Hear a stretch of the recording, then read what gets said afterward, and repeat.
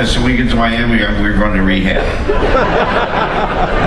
That's all we've done is party this whole time, and it's been awesome. And you guys have been fantastic. You know, it's really difficult in the rock world to get a band to really hang out with their fans.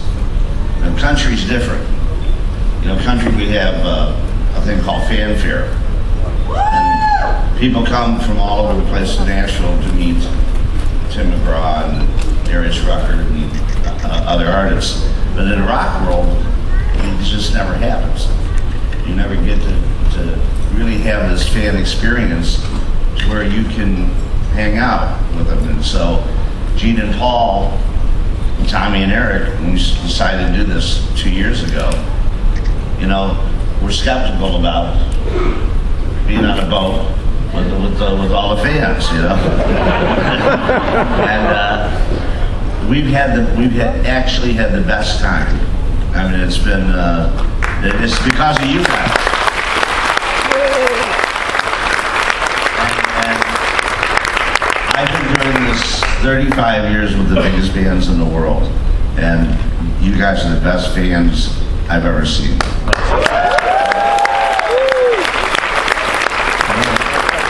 We got some questions for you, Doc. Okay, here you go, sir. Hello, Doc. I am Lincoln, a Maine native, and now I'm in the Air Force, so kind of wherever. My question for you, after last year's Q&A, you talked about Motley Crue. You talked about the cat shit being bigger than the cat. And then the tour was announced. I was amazed after what you said during the Q&A last year that decision was made to pair with Motley Crue. Could you explain how that decision was made and why? Well, I don't always make great decisions. No,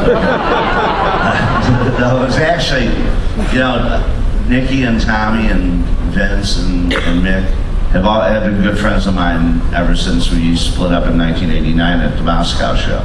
So, you know, we've talked about it.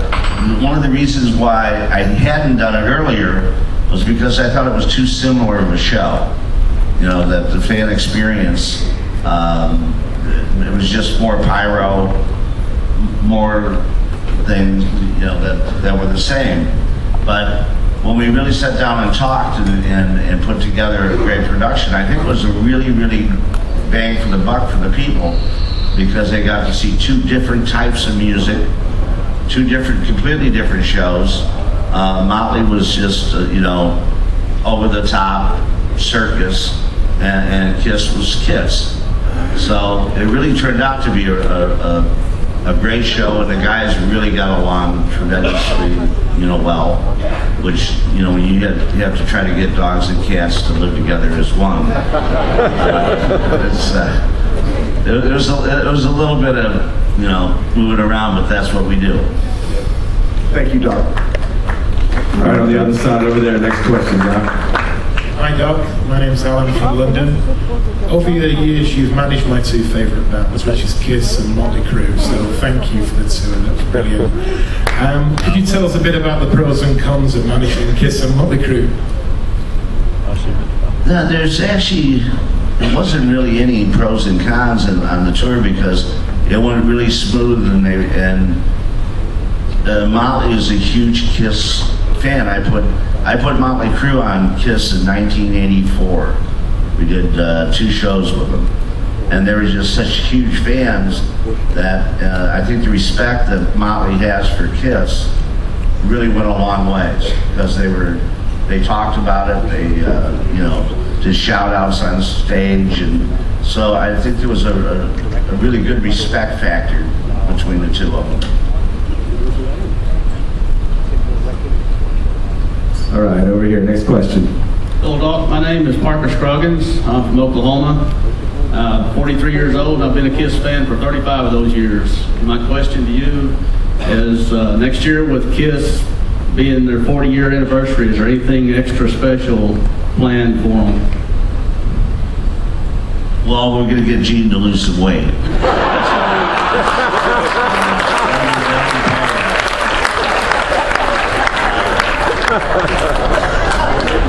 But no, actually, we've looked at all new technology try to give the fans a better experience and a more over-the-top show. You know, like I said last year, you know, if you're gonna run with the big dogs, you can't piss like a puppy. So you have to come up with new ideas and new gags, and I believe the Monster. You guys heard some of the Monster songs, and most of them sound like they should be in a Kiss show. You know, it doesn't sound too crazy or like you go, oh fuck, I gotta hear a new song now. So we're gonna, the show will be bigger and better as always. Thank you. Here you go. Doc, I'm Doc from Rochester, Minnesota. I got a two-part question. With the Ace Frehley Strange and Unusual Things, with all the bands you had, what's the strangest thing you had? And with the current lineup of Kiss, what's the most bizarre or unusual thing that's happened? Oh Jesus! I could be here all day. Both of those. You know, with the lineup of with Ace and Peter, it was torture. It was an everyday torture situation. You know, and it was kind of like four guys playing together that really didn't want to play together, and which I hate. Which I think is and I think it translated a little bit to the outside of the reunion tour that we did. It looked like they were mailing it in, you know, and I'd have to stay on them every night to get them motivated to do it. And when we lost 300 pounds of bad news between the two of them, and brought Tommy and Eric in, it's just been a dream. These guys they're funny. They have fun together. We're always together. You know, it's like, no, we're not gay, but we're always together.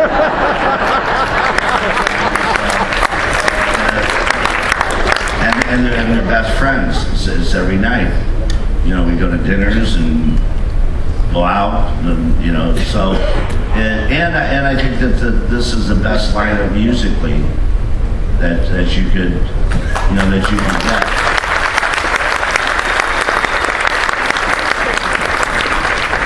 But there's a million stories of how dysfunctional it is. But with this lineup, I believe that this is the best show for the people. And I can't believe, I think Tommy plays amazing. You know, and Eric's really the best. And I've had a lot of great drummers, but Eric is just an amazing drummer.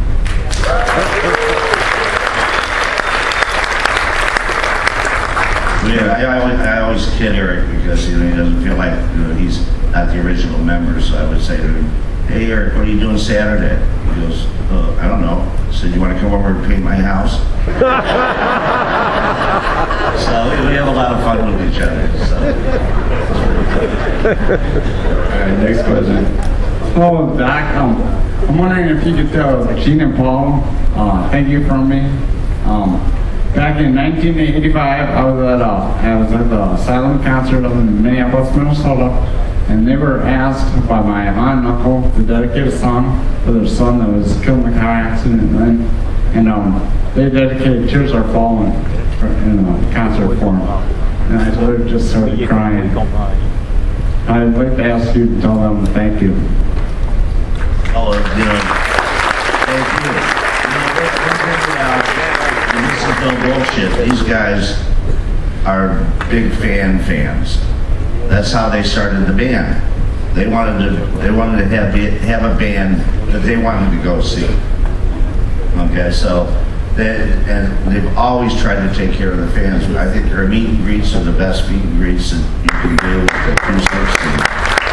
And they seriously spend time. I mean, they're having a really good time, and they can't. And we're going to do this again, you know, and again, and then again, and then we'll do the, you know, the wheelchair.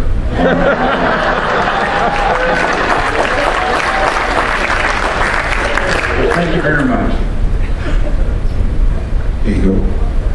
I just wanted to know, I watched the Gene Simmons Family Jewels, and watching him on Gene Simmons' Family Jewels, you wouldn't think that he might always want to go on a cruise.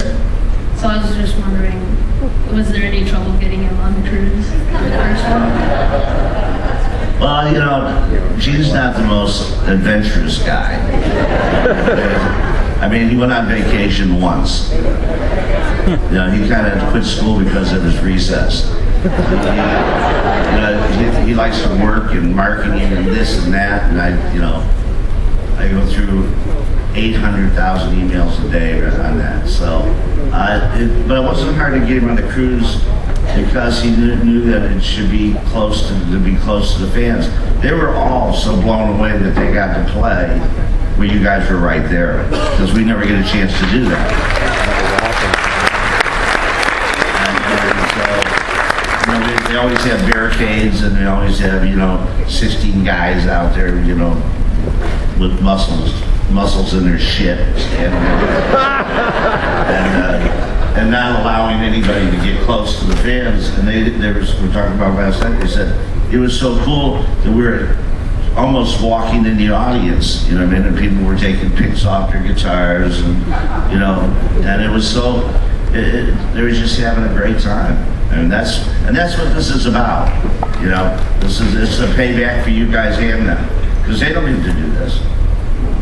They never get a chance to do this. And if you notice this year compared to last year, they're all on the boat walking around, having fun. They're not hiding in their rooms. You know what I mean? So, Paul he's out everywhere, and so they really like the connection with the fans, because they talk about connection with the fans, but they don't really get a chance to, pick your brain, talk to you, me either.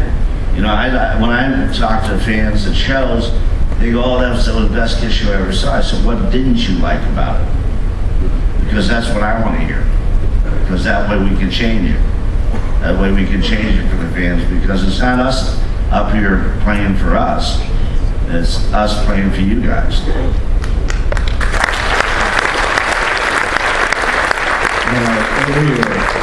Hi, Doc. My name is Scott Armstrong, and I'm from Kansas City.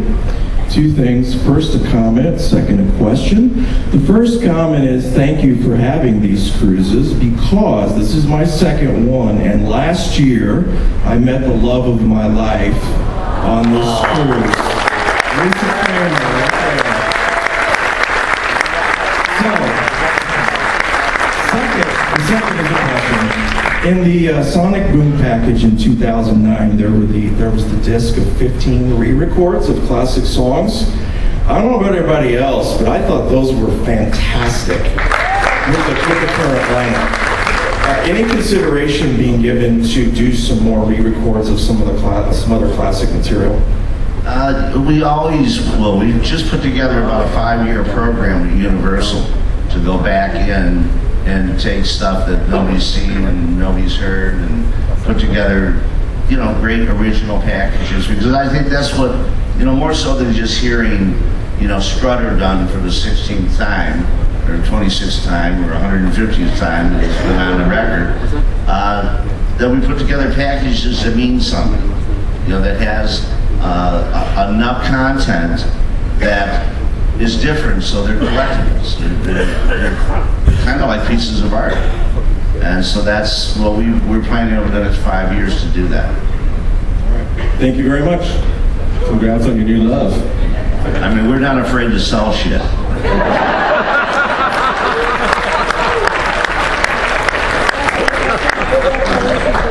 Hey, Doc. I've only been a fan for 3 years, but I know a lot of the histories. Like you said, you've been managing some of the biggest bands in the world for 35 years. What was like the most frightening ordeal that you had to deal with when managing any of those bands? Jesus, there's things that when you would sit there in a hotel knowing that any day you could walk into a bedroom and one of them would be dead. Because, these guys a lot of them were just out of control at that time. So that was probably the biggest fear that you would have, is that you're going to lose one of them, and then, which would be horrible. And then, you know, the car crashes and the arrests and the, the biting was always good. When bands bite people, that's always good. So, I think that's more, and also, you know, managing bands, you know, it's like, especially young bands that are blowing up, you know, most of them have less than a high school education. They only got in a band so they could get laid. Not very good musicians to begin with. And then they want that lifestyle. They want to be the bad boys. You know, they want to, you know, low IQ, high RPM. And so turning them around and finding their path so they can stay here for 40 years and not die at 27. The people that can't handle that type of success or afraid to lose it. You know, so I think those type of things are, you really have to spend a lot of time with people, kind of molding them and finding their path. That's it. Here we go. Hi, Doc. My name's Debbie from North Carolina. This is our second KISS cruise. For KISS Cruise 3, would you consider inviting Bruce Kulick and his band?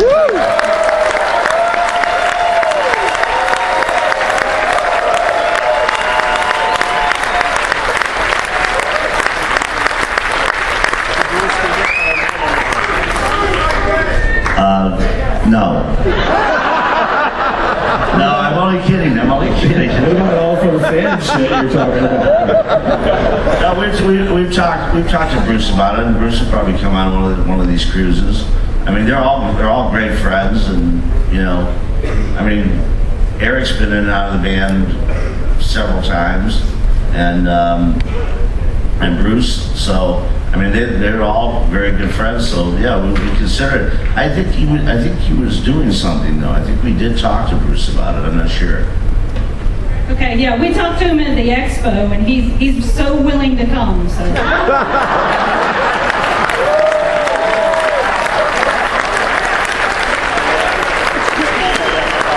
least we have Bruce fans. That's for sure. Hi Doc, I'm Keith. I'm over from Scotland in the UK. I would just like to ask you, are there any UK dates being planned for next year? I didn't get that one. And were you from Scotland? Yeah. That's why. We're separated by a common language. Are there any UK dates being looked at for next year? Are you going to come over to? Yeah, we're putting together different tours now. We actually leave tomorrow night for Buenos Aires. And then we do Brazil and Paraguay and stuff, and then we come back. We have Australia planned in March. We have Japan in March. We have May and June in Europe. We're going to do up to several, but we'll do like 3 different legs of Europe. We're going to do like 3 weeks on, and then off, go someplace else and come back. It's going to be a little bit different type of a tour than our grind, and we want to do some more of this stuff in special nights for charities and stuff like that. And we went over to London last year, and we were big for the Wounded Warriors and that. So we work with we've donated over $1 million to them this year. And we hire heroes, and not just here, but we went over to England and played a free show for the military for all the soldiers in England that fought over there. So we stayed pretty true to our cause, because that's what it's about. It's, we're able to do shit like this because of these people. So this is. So yes, you'll be able to get a ticket, couple of shirts, program, start saving. All right, over here. Hi, this is Kelly from Mesa, Arizona. I have a question. I saw you on Family Jewels. You ate a $1,000 sundae that you shared with Shannon. How good was that? Well, I love sweets. I'm a freak for them. But it was, you know, you get stuff like that and you go, really? Like, was it that good? I mean, I didn't orgasm or anything. So it's like, you know, for $1,000, you should be doing something. I didn't get high, nothing. So. You don't hold back, does Hi, I'm Randy from East Rutherford, New Jersey. And my question is, on a regular tour, what's 3 things each KISS member has on their rider? Let's see, Gene, cookies, and well, they basically eat the same shit every night, and I don't know why, and I don't know who does this, but for 17 years I've been there, we have turkey, we have chicken, and we have pasta every night, and they don't eat any of it. He eats the cookies, and then he takes the. No, now he doesn't. He's been really good about the cookies. But he'll take cottage cheese and eat that, and all the food kind of goes to waste. And I say on every tour, why the chicken? Nobody's eating that piece of chicken. But we have. It's kind of like the balance of nature out there, because you know it's like when an animal dies. You know, in the woods, and the scavengers come out. That's our road crew.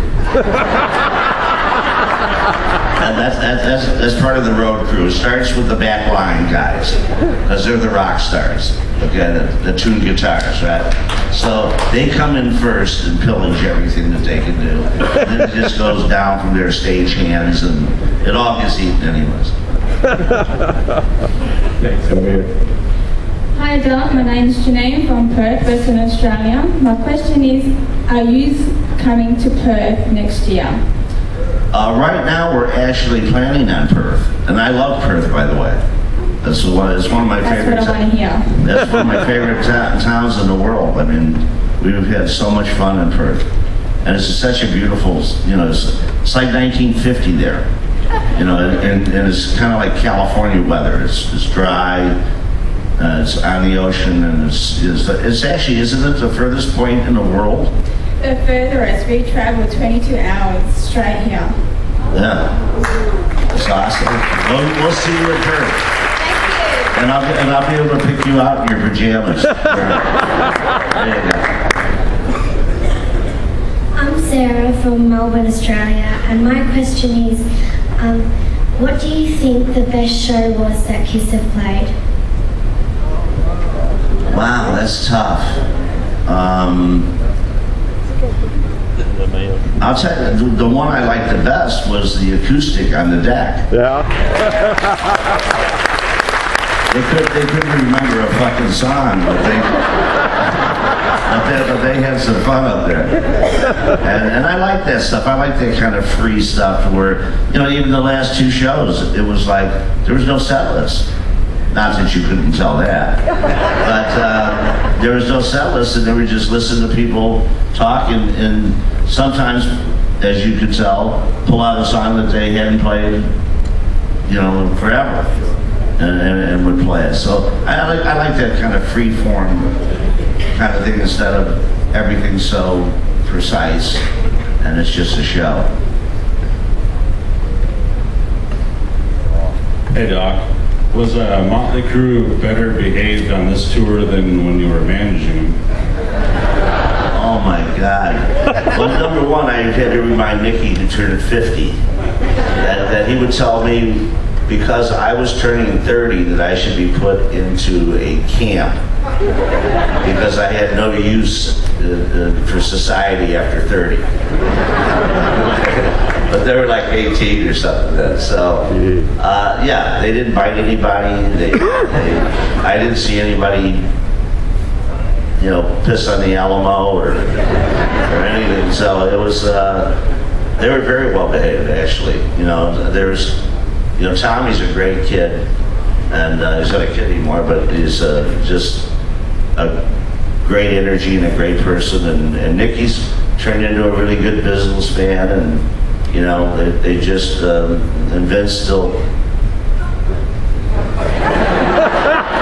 Say no more. And Nick is just a sweetheart. So, yeah, no, this is it. No, this is a walk in the park from when I had him. Thank you. Hi, Doc. My name's Dave. I'm from Melbourne, Australia. As a licensed pyro, how do I get a job working with kids? Well, you blow up a lot of shit. You actually, you can go to the pyro companies and talk to them and get out there. That's what I try to tell people when they want to get on the road, which is really, being on the road is not the best thing in the world, okay, by far, because you're away from home most of the time.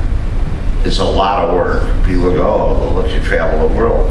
You're in a bus with 12 guys that are farting and everything else. And you go, that's not cool as that.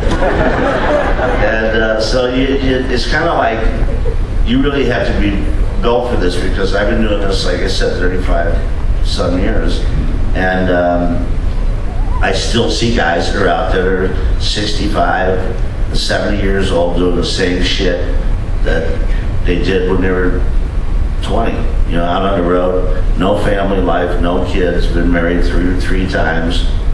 Now, most of the roadies just find a girl they don't like and buy them a house. But they skip the shit about it. They just get married. So, it's tough on the road. But if I was young, if I was 20-some years old or something right out of high school, you can sock some money away. If you don't get into that whole roadie thing, and save some money, because they don't spend a penny. They don't spend a penny. You give them per diems, they get 3 meals a day. So they don't spend anything. So they could just come off a tour and they have a lot of money. Thank you. My name's Jessica. I'm from Louisiana. My question is, how easy is it to manage Gene since he's gotten married? Oh, shit. I was afraid somebody was going to ask that. It's actually, he's been, Gene is not only a great friend of mine, but he's my partner. And so I think it's different because he's changed his whole life around, and to the better for him. And Shannon. Shannon's a great girl, and so on some things it's much easier because he's more in tune with his family and stuff. I think Gene Simmons' family, Jules, really got that family because he was always touring, so he was like most of us. You didn't get the chance to see your kids. Well, for 300 episodes, he was there with them. And it really brought that family together, and that's why they got married. I think that's why they got married, because they just realized that they were the best friends. And so it's been a lot easier.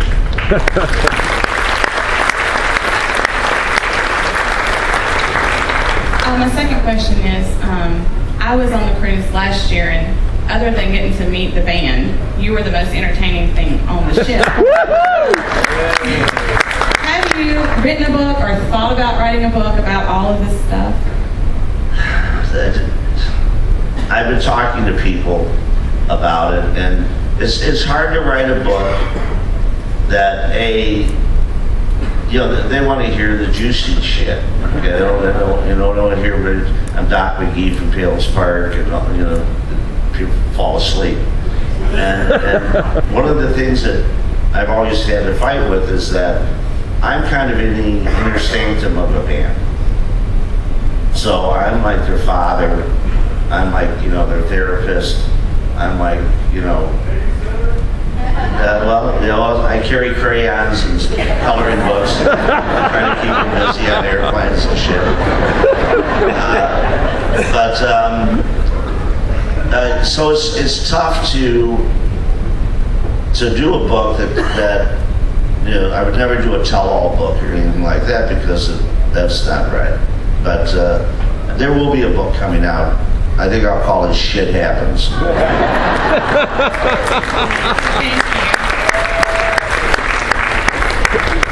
Hey Doc, Mike Namoli from Where It All Started, New York City. I have a two-part question for you.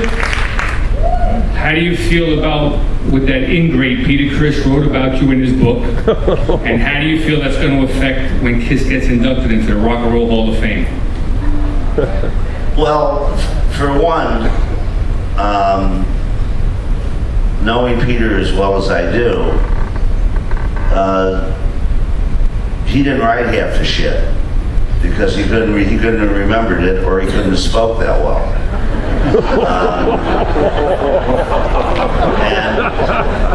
And there's certainly things that I didn't bother reading the book. I read a few things in it, but that truly never happened. That absolutely never happened. Did I go? Because he just was so fucked up in the early days, he couldn't remember any of that stuff. So he probably just got that from somebody and put it in his book. And I guess that's the concept is if he says it, then it's true. So,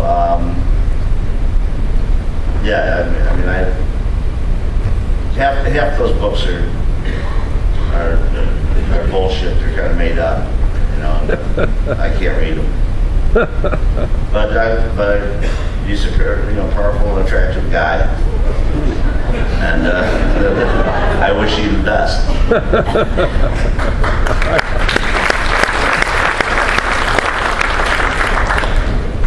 Hi Doc, my name's Al Pirog from Stafford Springs, Connecticut. What were Eric Singer's feelings when the reunion tour was forming? Well, when you lose your gig with Kiss, you're not probably the happiest fucking guy in show business. So, I'm sure he was, a little, he had been with him like 8 or 9 years. And, but when we put that back together again, we thought it was important to have the original members of Kiss playing together. And it was, I thought the reunion tour was okay. We were limited to only be able to play about 15 songs because that's all they could remember. So that was kind of tough, or play on a daily basis. And we always had, Tommy was the band leader, and Tommy always had a costume in case Ace couldn't show up or didn't show up, which was most of the time. And Eddie, the drummer, the drum tech, he had a costume to play when Peter couldn't play. So it was, which only happened one time in Birmingham, Alabama.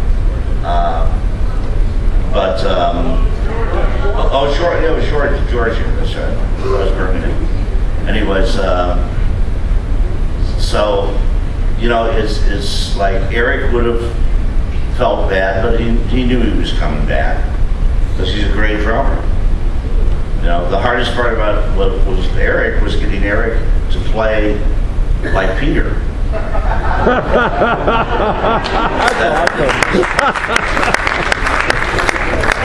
Swap it up a bit. Is Kiss coming back to the U.S.? Yes, you will have the opportunity to purchase items. For the tour, right? Yes, we're going to do the whole Monster tour. All right.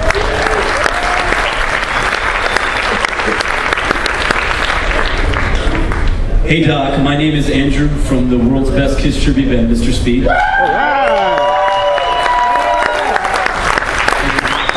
question for you is, did you have anything to do with, or did you hear anything about the much rumored Skid Row reunion with Sebastian Bach? Oh shit.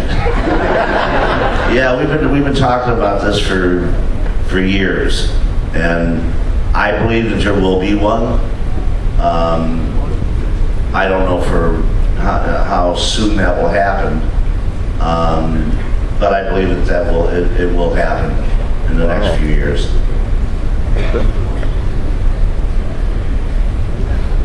Hi, I'm Nancy. I'm here with my sister Marlene celebrating life, and we're from London, Ontario, Canada.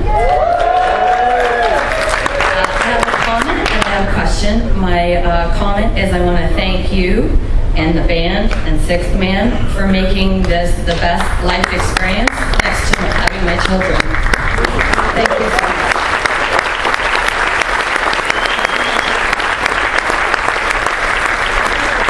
My question is, you mentioned earlier about causes, and I know that each of the members are, they have their causes that they support. And my question is, when they decide on the cause that they're going to support, do they have to kind of consult with each other, or can they do their own personal causes because that they are a band and they represent each other? It's like a group decision of what we're going to do, because they all love children to do stuff for children, and we do a lot of stuff for children. And in this day and age, when you're a celebrity, you get the phone rings every day.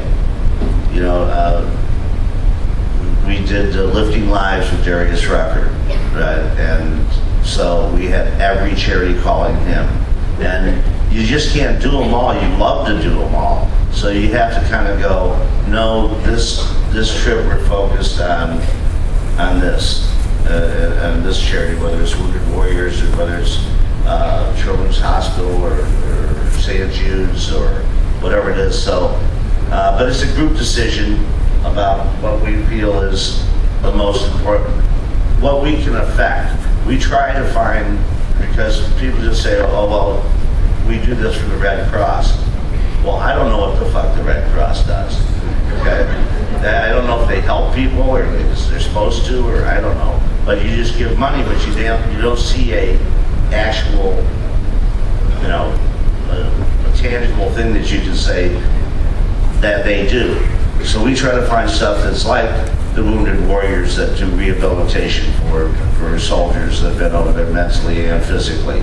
And communities, the Hire a Hero, where you can actually see getting the people back into the community, and you see where your money's going. So those are the types of programs that we try to do to help children and everything else. We try to find something that we know that we can see the needle move with what we do for them. And thank you for that.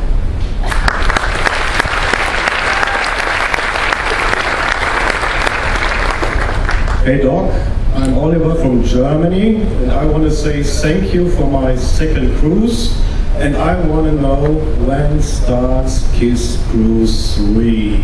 What was the last part? You sound like Rudolph Schenker there.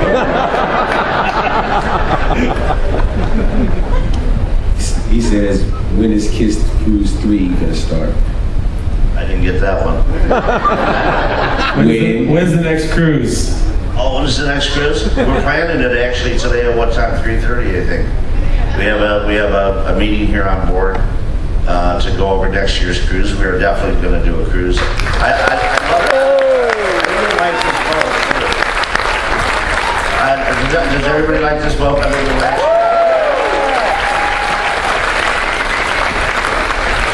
Yeah, and then we're going to come up with new things to do, and because it's going to be going on and on and on, we want to do something for the alumni. We're going to come up with something that's different for the people that have been coming on the board and stuff like that. So and like I said, we had, I can't believe that it's over tomorrow morning. You know, my liver likes that. But we've had a ball. Can I book the next cruise today? Probably.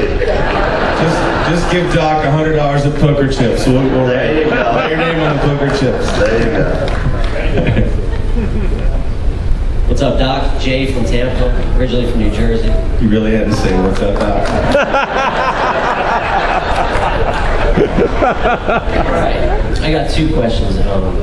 Last year during the Q&A you had a story with Motley Crue in Japan, and they wanted to fight the cops coming off the train or something. I thought that was a great story. I laughed. You have any other stories like that? And if Eric Carr was still around, you think they would have brought him back as the Fox if Peter Criss wasn't? Well, I don't think he would have came back as the Fox because everybody felt that whole stuff was not good. I think there's four guys, and those characters are the four characters. You know, and that's how Kiss is going to be able to go on forever, because you're just going to find another Catman or another, Space Ace or another Star Child. And I think that Kiss can go on for as long as they do great shows, because it's not just musically, it's kind of like, Blue Man Group to a certain extent. That if you put on a great show for people will come and see that show. So and I think that the music is strong enough that it'll continue to roll as the members can't play anymore. Now Gene will be there until he's 90 years old. He'll be at the end of the driveway with a walker, wag over his tongue. You have another story like that last year, because that Motley Crue story in Japan was awesome. I couldn't stop laughing at how Tommy Lee wanted to fight the cops coming off the train. You have another story? That was fun. Yeah. Any other stories like that would be great. Awesome. Thanks. Well, probably the worst one, that was kind of fun, getting arrested in Tokyo with Nikki. But we were doing the Monsters of Rock. Did I tell that story last year? Monsters of Rock with AC/DC and Van Halen. So it's our first show in Stockholm with Motley, and Warner Brothers threw this big press party for everybody. So my guys at this point are the Dark Angels, okay? Chemically induced. But they thought that it was cool to bite people. If they liked you, they would bite you. And they wouldn't just fucking bite you. I mean, they would bite you. So Nikki gets up and walks over and bites Eddie Van Halen on the shoulder. And Eddie's like, what the fuck are you doing? So, anyways, about 20 minutes later, Tommy goes over and bites him on the arm. And now, because they like you. And I'm not watching, I'm talking to somebody. So then Vince goes over to bite Eddie, and Eddie grabs him by the face and throws him over on the table, and they're fighting it out. And then David Lee Roth gets up and goes, "Wah!" And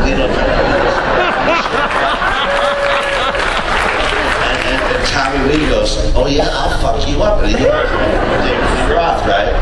So now Nikki's standing there, and Malcolm Young from AC/DC is standing there. And of course, he's this big. He looks up at Nicky and goes, "You know, mate, if you try to bite me, I'll chew your fucking ear off."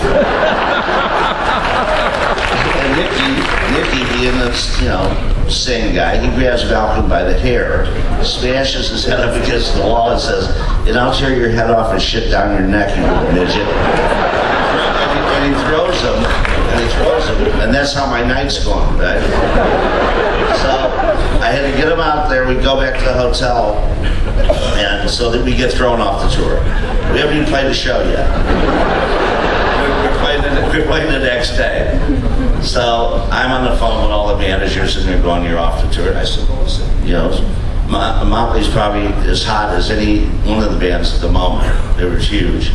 And I said, "I think you got a riot on your hands." I said, "We'll just go and do our show and get out of there." And so they didn't want to do it, but then they said, okay, all right, you have to do it because of ticket sales and everything else. He said, but when you get there, you got to get in your trailer, and we're going to have a crane pick up the trailer. And then we're going to lower the trailer when it's time for them to go on. They go on. This went on like 7 o'clock in the morning. And it was 7 o'clock in the morning doing this. So I'm going, So of course I wake him up at like 3 o'clock in the afternoon. After I'm thrown out of the hotel.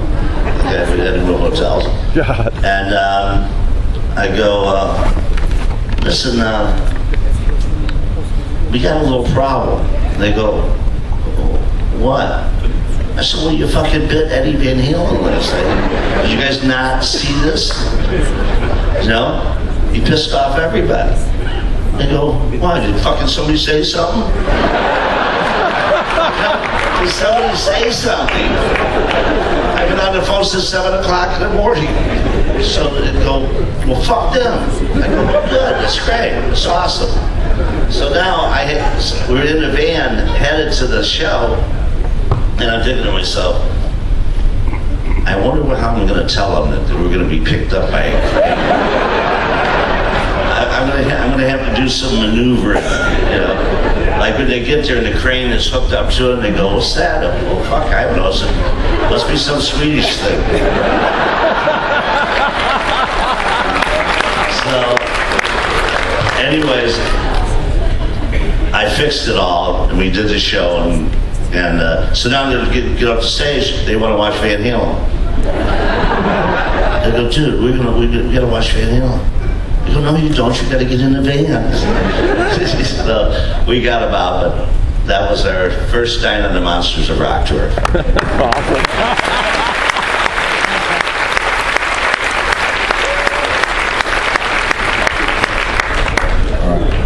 Doc, this is Gabby from Germany, and she'd like to know if there will be a European Kiss Cruise. You know, we're talking about it, but you know, there's about 60% of you guys out here from all over the place. So, you know, that's outside the U.S. I think it's like 60% of the people who bought packages are outside the U.S. So, yeah, I mean, we like the ideas. I mean, we're not sure what we're going to do. We want to really solidify this year to make sure that we have this as a solid thing, and we may do one in Europe. We talked about Europe. We actually talked about one in Japan because the Japanese have been talking to us about doing the cruises. But you know, we'll probably only do 1 or 2 cruises a year at the most. You know, because we just have so much other stuff to do as well. And as long as we can get everybody to do and have the right cruise, because I mean, how are you guys about the weather when you're about to come down here with the hurricane? We're going, well, this is perfect. I can't wait to throw up in my cabin. So, and then did you see it on the news when they had a Carnival cruise go out of New York, and they had the people had their iPhones, and shit's flying everywhere, all over the people's room, and the doors are slamming, and the phone rings, it's Paul. Nice. Nice. This is going to be really fun. So, but we lucked out. So we lucked out.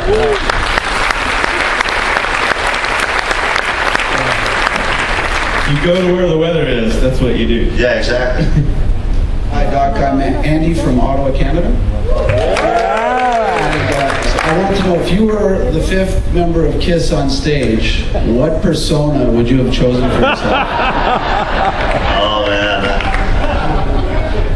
I thought I'd be maybe a squirrel. Something like that.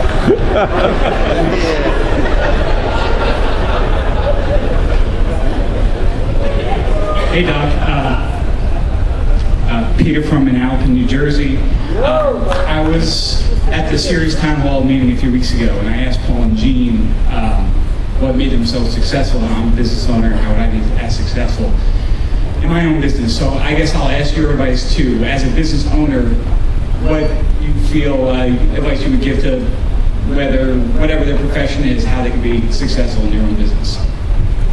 Well, I mean, it's actually fairly easy because all you have to do is wake up in the morning and be the best, whatever you are. You know, if you don't have to be me, or you don't have to be Gene, or you don't have to be the President of the United States. If you're a welder, be the best welder. If you want to be the janitor, be the best janitor. You know, and I think that's how, when you stay focused on your path, you find your path and you don't swerve. You stay focused on what you're doing, and you'll get there. It's only when you're leaving and you know, once you hit the speed bump, you got to pull back in. People sway all over and they want to do this and this, and then nobody gets focused on what they do. So I try to teach all my staff, you know, and everybody that works with us to stay in their path. To don't get in my path. Don't get in the production guy's path. Don't get in this. If you're the guitar tech, that's all you do. And you be the best guitar tech. You try to keep everybody in their lanes, and I think that makes them better because they don't have to worry about my stuff. They don't have to worry about anybody else's stuff. So I think it's just staying true to yourself and being the best. And then that's what gives you, I think that's what gives you the self-esteem that you're proud of what you do. Because and can I tell you something? It's not easy to be the best. You have to work at it. You know, and nothing comes easy. That's for sure. So it's just stay in your lane and be the best that you can be, and I think that's how you get successful.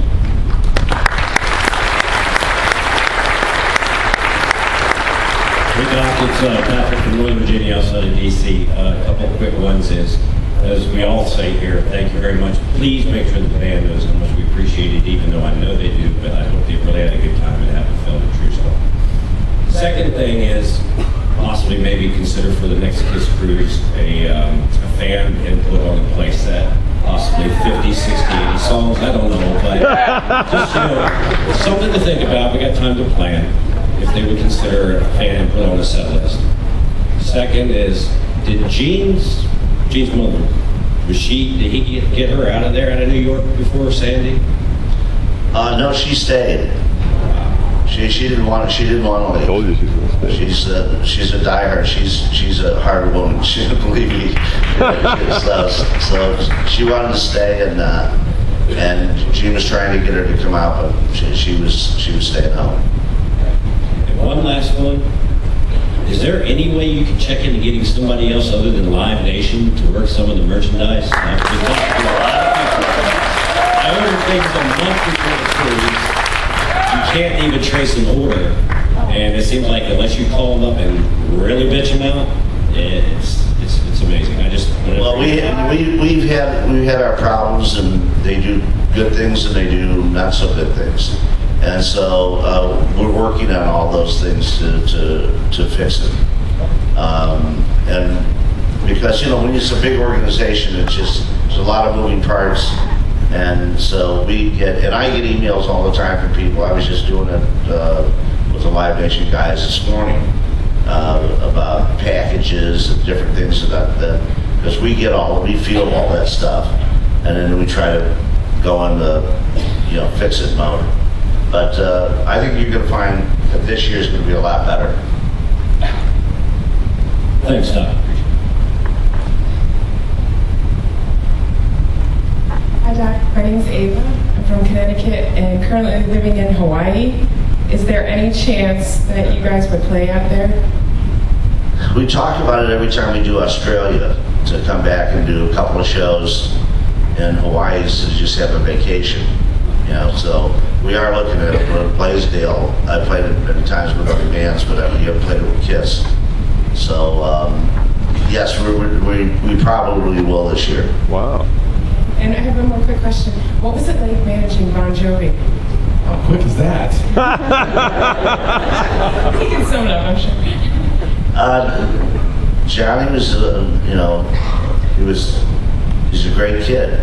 You know, he's not kidding anymore, but he, very hard working. There's somebody that really worked at his craft because he wasn't very good, and when he first started, and he was Southside Johnny, you know, that stuff, and he really watched Van Halen and watched Kiss and all the tours that we put on, and watched Paul Stanley and watched Klaus Meine and watched all the, and he really stole from the best. And he's a very, very good friend of mine. I mean, we talk all the time. So it was a fun time in my life. Thank you so much. And we got a few more, Doc. Hey, Doc, I'm calling from Toronto, Canada. I heard from all the wonderful merchandising that goes along with all the shows. I thought one of the best pieces from the Alive 35 and Sonic Boom tours was getting an actual copy of the concert. Yeah! One of the best being proposed with the Monster Tour. Or the Kruise tour. Yeah, we could have done that. I'll tell you what happened. See, during that time period, we were out of what they call a re-recording restriction, so we could re-record songs. Because we had a deal with Universal that would block us from doing that. So during that period of time, we didn't have a record deal per se. We did put out our own records. So that way, they couldn't stop us from doing the live recordings. Now we're into a deal with Universal again to do a lot of catalog stuff and new things. This is one of the things that we're trying to bring back for this tour. But I like the idea. But that's why we did it. You know, we would still be restricted, but we probably should have talked about it. Maybe this is for next year. You know, maybe that'll be some bonus stuff for you. That's coming. Hey, questions up here. Hello, I'm Tony from Orlando, and you started to address my question earlier about replacements for, basically Paul and Gene here. Is there a particular name for this? Like we're hearing things like KISS 2.0.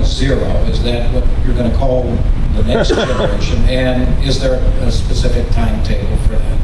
No, there's no real timetable. We're just all getting older, you know. And so I think that, and I don't think you call it anything but KISS, because I think that isn't what you're trying to represent, like KISS the New Generation or something like that. This should just be KISS. You don't have Superman 7, or you don't have Power Rangers 19 or something like that. I think it's KISS, and it should represent. It should be of the quality and everything should fit. Should be just like these characters, and these guys are characters. You know, the demon is a demon. You know, and Paul's Paul, and Tommy's Tommy, or the actual spaceman or whatever, and Catman. And I think that's what you do, and you just continue to give great shows, be true to your fans, and they will all come. Thanks, Tom. Hi, Doc. I'm Thierry from France. First of all, thank you so much for this amazing cruise. Excuse me because I lost my voice. Two questions, please. Will it be possible for the next KISS cruise, for the acoustic show, to do the show with the makeup and the Dress to Kill outfits?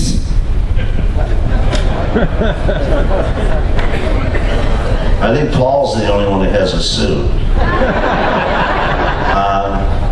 No, but we've been toying with the idea of Dress to Kill. We're toying with the idea of doing different shows for different albums and different periods. and also having a fan. We would talk about having a fan list to do it. So we like you know, because we have so many albums, it's hard to pick like what you're going to do or pick a period of time to do it in. But like we did with Kiss Alive 35. But yeah, I mean, we might get a Dress to Kill out of it. I actually didn't like that record, but that's Okay, thanks. And second question, why Kiss don't do video clips, real video clips for their singles? We're actually in the midst of doing one for Long Way Down. So I would shoot it as soon as we get back from so I don't think the timing, I think the timing has to be right that things come out when they're good. I don't think you can put a time frame on it and say, because Kiss is going to go out for the next 2.5 years.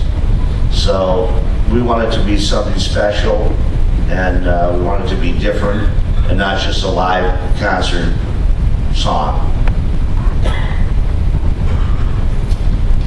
Thank you so much, Doc. I hope you will come in France soon. Yes, well, May, June is when we're scheduled. We're booking it now. Hello, my name is Daniel. I'm from Gatineau, Quebec, Canada.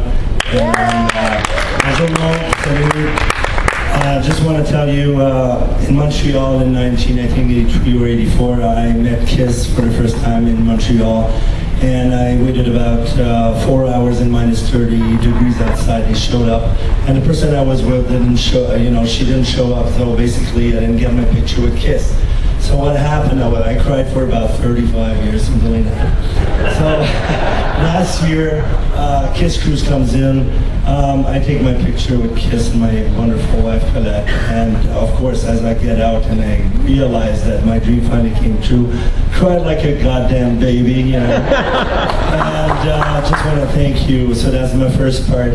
And the other things that I'm here on the Kiss Cruise too again, and I'm so proud to be here and part of this. But me, it's about creating memories, you know. It's not about just Kiss anymore. It's about you guys here. It's about Kiss fans and all the Kiss groups, you know. It's about Kiss cruisers, Kiss emails, everybody.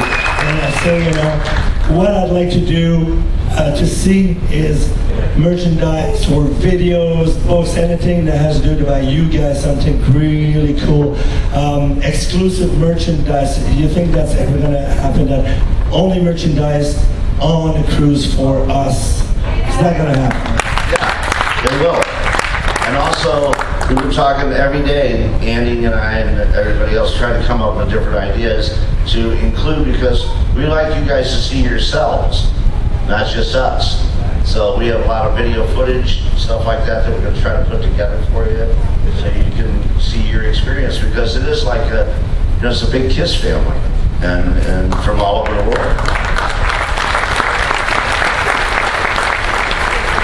All right, Doc, I want to do the last question, but before I do, I want to say thank you on behalf of Six Man for trusting us with your most precious thing, your fans, and thank you. We really were honored.